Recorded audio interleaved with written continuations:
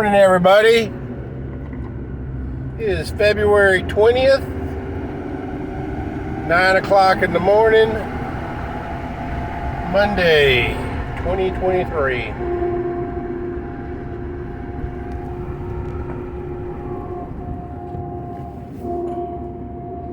Let me ask you a question, guys.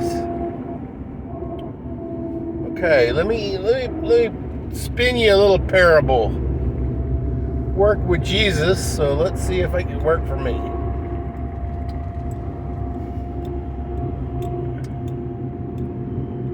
You have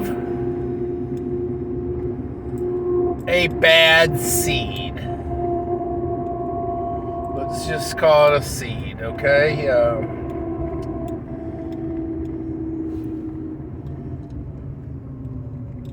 You're given this seed and said, oh, well, it's a bad seed, but, it makes kind of a pretty flower. Think, oh, okay, well, let's see what it does. So, you accept this bad seed, and you give it the care that it needs, okay? You're not, going above and beyond for it, but you are,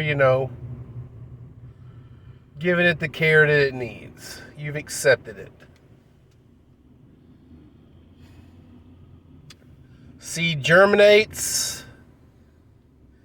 and in your garden, and it starts coming up out of the ground. And it makes kind of a weird looking plant. It's not normal. But you're like, okay, well, hey, let's see what it does. And then you keep watering your flower beds, and the plant still grows. And let's just say, wow, that's kind of weird. Whew. It's a car fire. But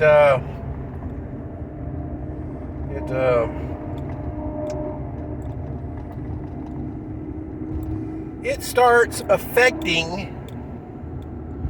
the other plants inside your flower bed. Now let's just say, this plant is kind of weird looking and everything. And it makes kind of a weird looking flower, but it is kind of pretty.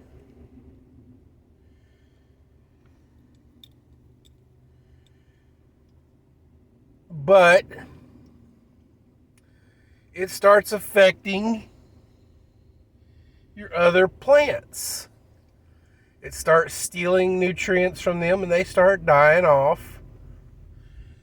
And it's cross-pollinating, and it's causing your flowers to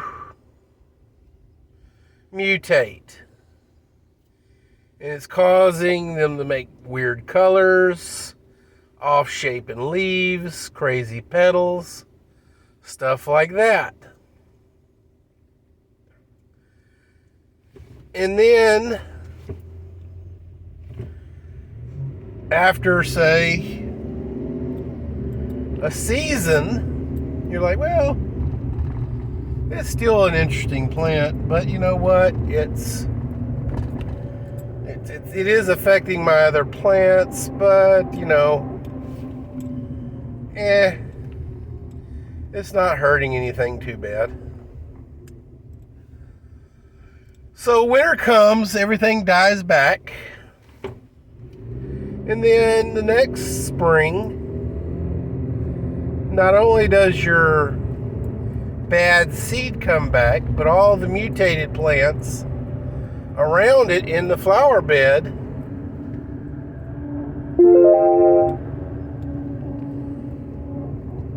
are even more mutated because they died back and then they came back completely changed.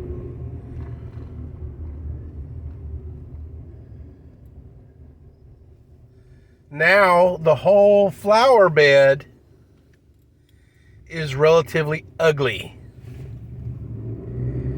The only real pretty flower, or even remotely pretty, is the bad sea plant, which is now basically turned into 2 or 3. It's sprouted out and made, 2 plants. So you now have 2 of these bad plants. What do you do now? Your flower bed is now horrendous. You're getting letters from your civic association because your flower bed looks bad. What do you do? Do you leave it be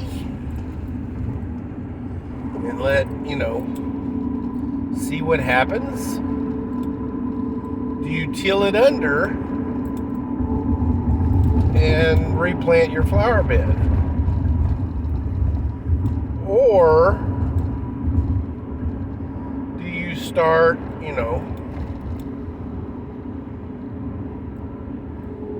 do you rip everything up, burn it, and then start over? Well, here's the problem with this situation. Remember the cross-pollination? Well, now you're a little too late because the cross-pollination is even starting to affect your grass. The grass around your flower bed is turning brown and stuff like that, and it's the grass that is green is very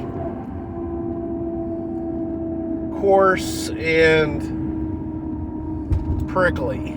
It's not, the nice blankety soft, St. Augustine that you love and mow every day, or at least once a week. And it's spreading now. It's actually spreading out to almost 10 feet around the flower bed. It is approaching your next flower bed.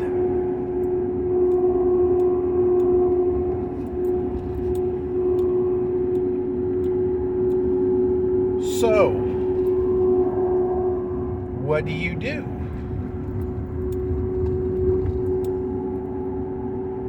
You've already allowed it into your flower bed. You've already let it be for a season and see what it would do. And now it is on approach to affecting your entire front yard, your beautiful flowers, your wife's favorite roses are now ugly. The thorns are now really, really long. It's making hundreds of blooms, but they're not pretty. They're actually very ugly. And they're coming out withered and ugly. No color.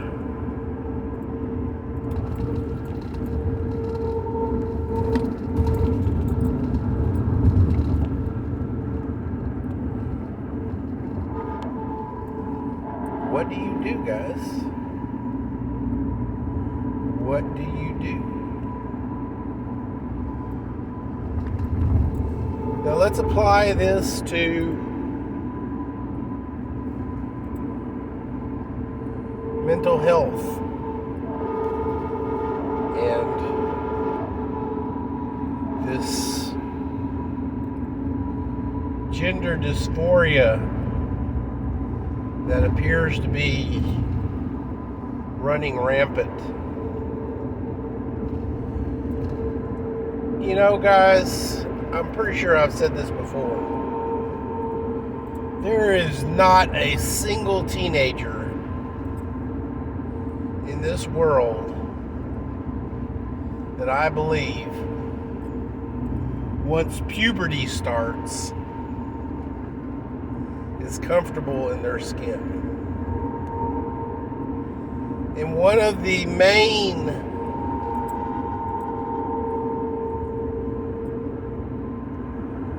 definitions that transgender LGBTQ apostrophe S want to lock in on is being uncomfortable in your skin, being uncomfortable in your sex, being uncomfortable with your body. Guys, you know, that's been a description of puberty since the Stone Age. Because during that time of puberty, all of your hormone injecting organs in your body are just in, full turbocharge, nitrous oxide pumping in and everything else like that is just going in your body, and it's changing everything. It is making you the man or the woman that you were supposed to be, that your DNA is programmed you to be.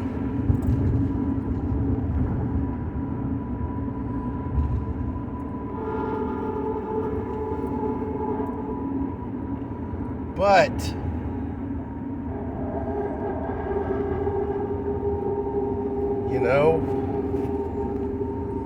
we've allowed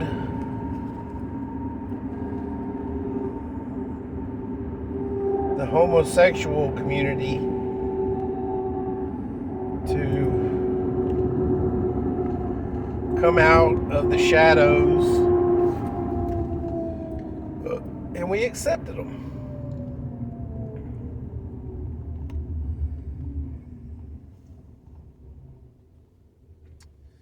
And you know what? For the most part, homosexual people are not, bad people. They aren't. They want to be left alone, just like the rest of the world wants to be left alone. Just let me do my thing.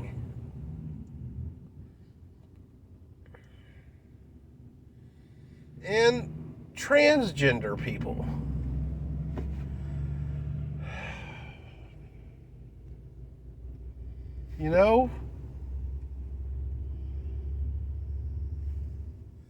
statistics are showing that the suicide rate almost doubles post transition. So, mutilating your body and quote unquote transitioning into another sex, it's not what you think it is. And I mean, believe it or not, guys, South Park South Park said it best when they had the teacher guy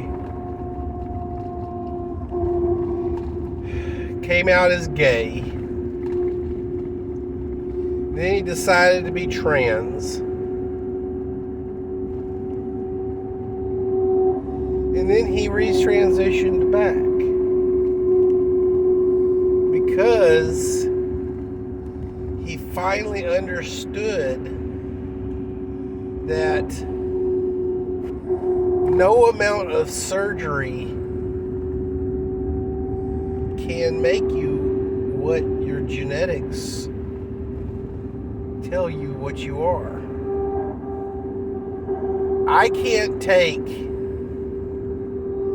a 1,000-piece puzzle with a horse on it and reposition all the pieces on it and say it's a cow. No.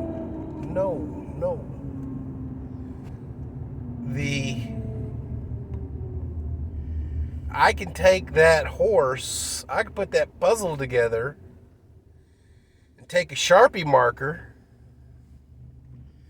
and make it look like a cow.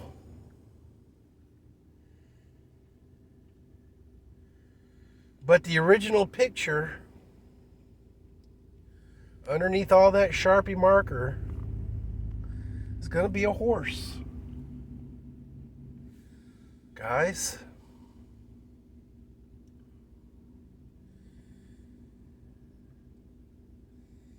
a puzzle only goes together one way. Our genetic pattern inside of our body only goes together one way. Now, can you be an effeminate male? Yes. Can you be a masculine female? Yes. Can you freely dress and act kind of like that? Yeah. I'm not attracted to a woman wearing, khaki shorts, hiking boots, and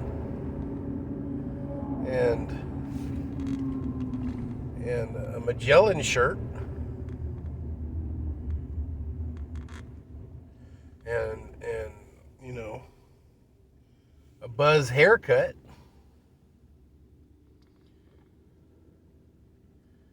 And her breasts, packed in tight. No. Not, we're not attracted to that.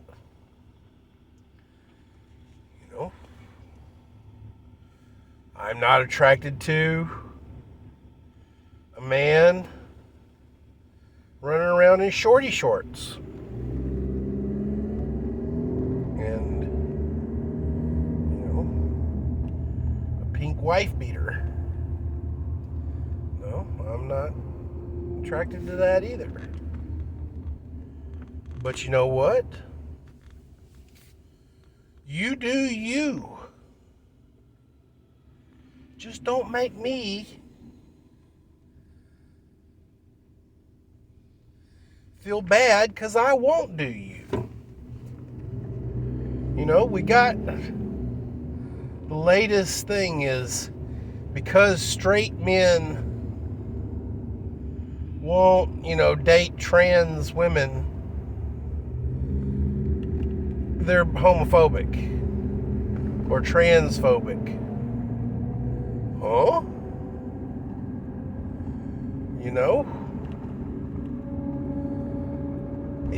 I'm not into that. But the bad seed that we turned a blind eye to and accepted it into our society is now making its presence known and is affecting the rest of our flower bed, despite our best, wishes. No, I did not want that my whole flower bed to be corrupted by, this one plant. No, I did not want my wife's prized roses to basically turn into, a big pile of nothing.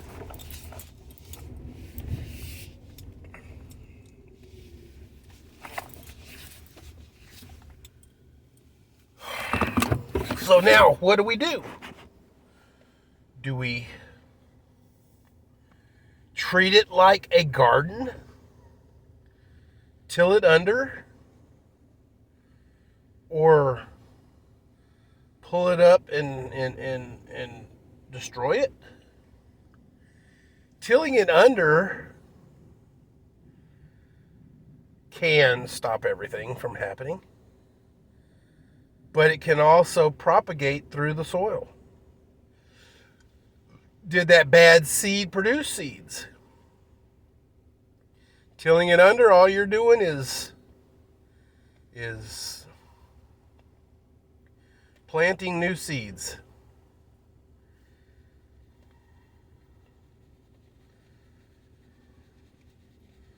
Do you take lighter fluid and just burn it? Did you know that some seeds out there in this world need that? They need to be burned to get rid of the outer shell so they can germinate.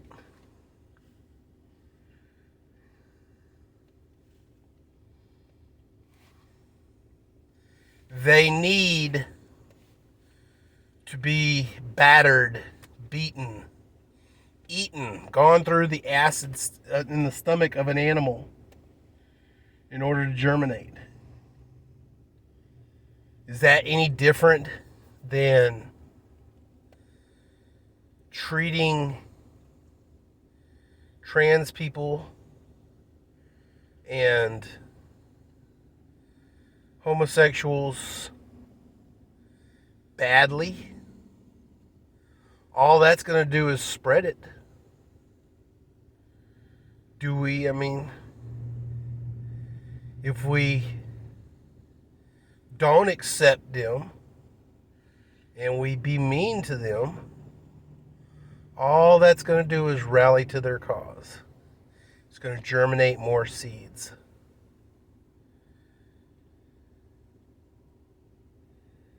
Let's go, Brandon.